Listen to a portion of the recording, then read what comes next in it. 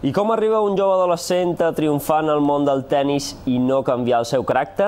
Aquesta i altres preguntes les va respondre ahir Toni Nadal en una conferència organitzada pel Club Diario de Mallorca. El tio i entrenador del número 1 mundial del tennis, Rafa Nadal, va començar dient que no tenia cap truc, però el cert és que ha aconseguit dur el tenista al més alt. Toni va destacar el treball diari que va fer de petit amb Rafael i, com sempre, va llevar-se mèrits. De fet, va dir que són els jugadors els que fan bons els entrenadors i no al revés. Posava a plorar i me vinc a venir a dir enhorabona.